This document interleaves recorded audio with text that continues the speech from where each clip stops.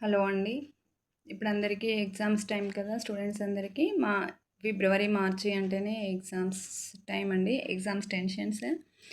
So, students అందరూ కూడా చాలా టెన్షన్‌లో ఉంటుంటారు.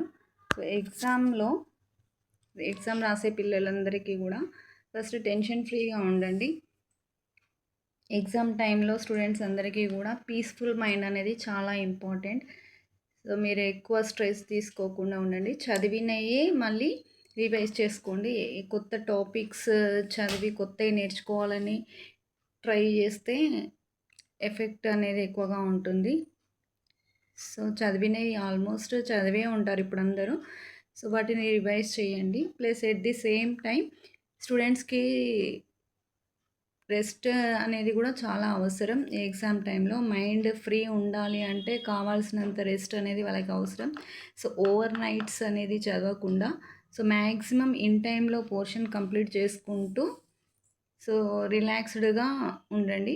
నెక్స్ట్ ఎగ్జామ్‌కి వెళ్ళేటప్పుడు కూడా కంపల్సరీ పీస్‌ఫుల్ మైండ్ తోటి వెళ్ళండి. హరీబరీగా వెళ్ళకుండా మెయిన్‌గా ఎగ్జామ్‌లోకి వెళ్ళేటప్పుడు ఫస్ట్ బ్రేక్‌ఫాస్ట్ తీసుకోండి. ఎందుకంటే ఎగ్జామ్ టైంలో తినకుండా వెళ్తే కూడా టెన్షన్ తోటి కళ్ళు తిరగడం లాంటి ప్రాబ్లమ్స్ వస్తుంది.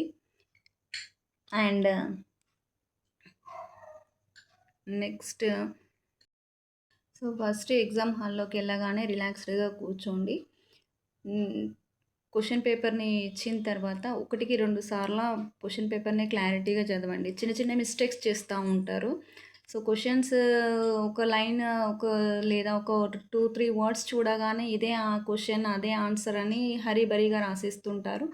దాంతో కూడా మార్క్స్ లాస్ అయ్యే అవకాశం ఉంటుంది కాబట్టి ఒకసారి క్వశ్చన్ పేపర్‌ని 10 మినిట్స్ రిలాక్స్డ్‌గా ఫ్రీగా చదవండి. చదివినప్పుడు ఏమవుతుంది అంటే ఏ క్వశ్చన్‌లో ఏం అడుగుతున్నారు, మనం రాసే టాపిక్‌తో పాటు ఇంకా ఎక్స్ట్రా ఏమన్నా ఉందా అనేది కూడా అర్థమవుతుంది.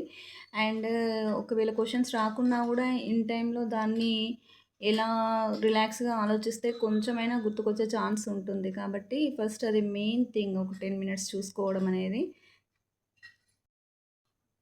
నెక్స్ట్ మార్క్స్ అనేది ఇంపార్టెంటే, కానీ మార్క్సే లైఫ్ కాదు. మనం ప్రయత్నం చేయాలి. మ్యాక్సిమం చదివి మంచిగా రాయడానికి, మంచి మార్క్స్ తెచ్చుకోవడానికి ట్రై చేయాలి. కానీ ఆ మార్క్స్ కోసం టెన్షన్ పడి అనవసరంగా అదే స్ట్రెస్‌కి ఫీల్ అవ్వడం లాంటివి చేయకండి. ఏదైనా కూడా మనం ఆత్మస్థైర్యంతో తీసుకుంటూనే ముందుకెళ్ళాలి. సెల్ఫ్ కాన్ఫిడెన్స్ అనేది చాలా ఇంపార్టెంట్. ఎగ్జామ్స్ రాసే స్టూడెంట్స్ అందరికీ కూడా ఈ వీడియో కొంచెమైనా హెల్ప్ అవుతుందని ఆశిస్తూ all the best for all students. Best of luck నాన్న. Thank you for watching.